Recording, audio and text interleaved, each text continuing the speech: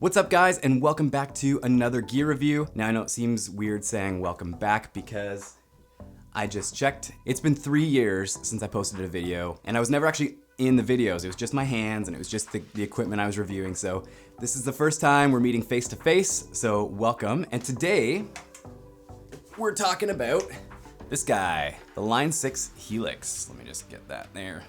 So yes, it does have amp modeling and effect pedals, so it does seem like a natural comparison to shoot it out against the originals. That's not really what I want to do today. I more want to talk about how this impacts my workflow and how I use it on gigs. So let's get to it.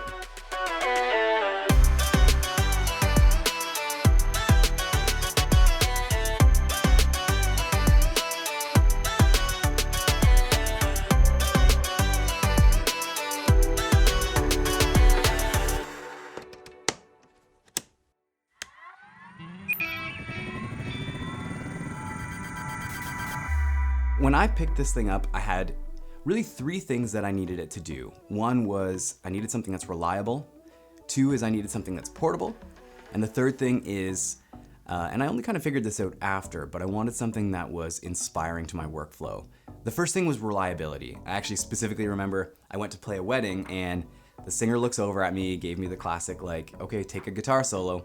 And I clicked one of my pedals and my tone just dropped out. It just died. I don't know what happened. So a couple weeks after the wedding, I went to a music store, I rented the Helix, brought it home, plugged it in, and I gotta be honest, in about 20 minutes, I walked out and told my wife, I said, I'm selling everything. All the guitar pedals are going.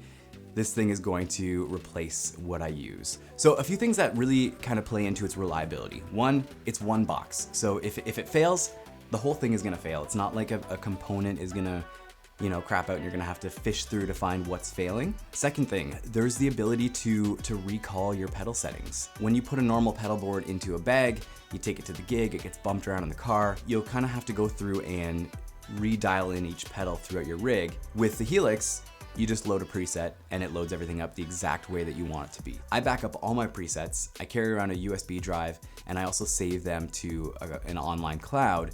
That way, if I get to the gig, for whatever reason, my preset doesn't load, I just reload it from the USB drive. The second thing that was really important to me was portability. For me, portability was a huge thing. I didn't want to have to haul around giant amps with me when I go to gigs, just wanted to be able to bring a backpack, a guitar case, but all that said, I can carry that in one trip and have everything that I need to do for the gig. And the third thing, and probably something that I didn't really consider when I actually invested in the Helix, it's something that's inspiring to play through.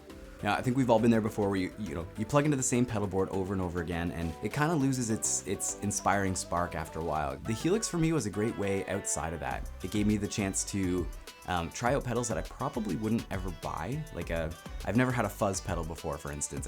I've never needed it, but I have one on my pedal board now. On that same note, you can also duplicate the same pedal. If I want 3 TS9s in a row, it's something that you can do with a Helix and it really gives you a really unique level of customizability.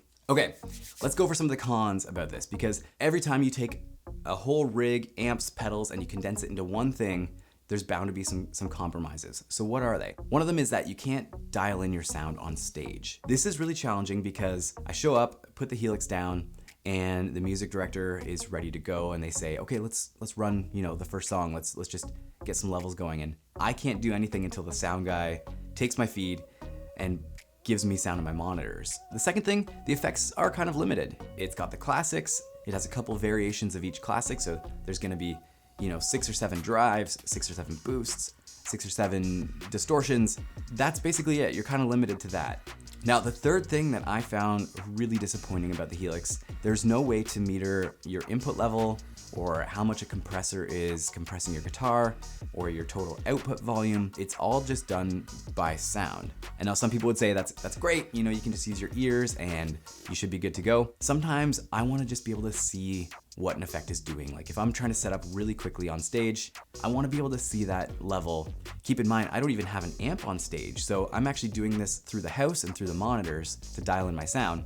I'm probably bugging the people on stage that are trying to rehearse or do other things or get the show ready. So Line 6 actually has forums for all of their different pieces of gear. So you can actually see what issues people have brought to Line 6, and you can see Line 6's response and if that's something that they're working on or if it's something that they've completed and then uploaded to the new firmware. I was happy to see metering is actually a very, very common complaint about this.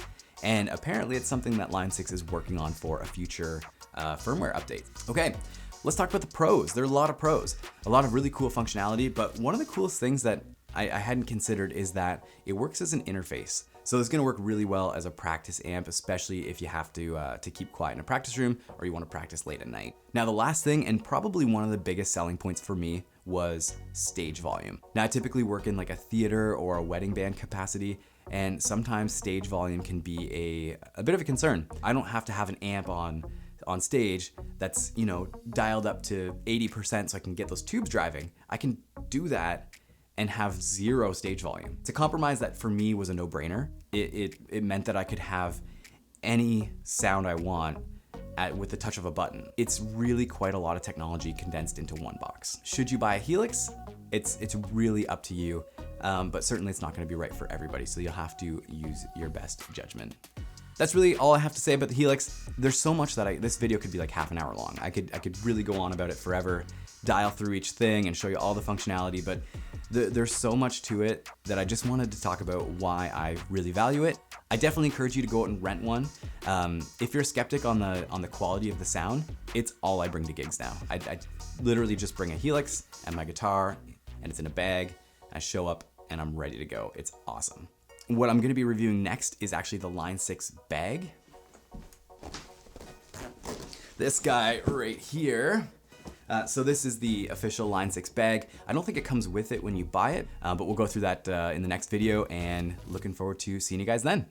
Take care.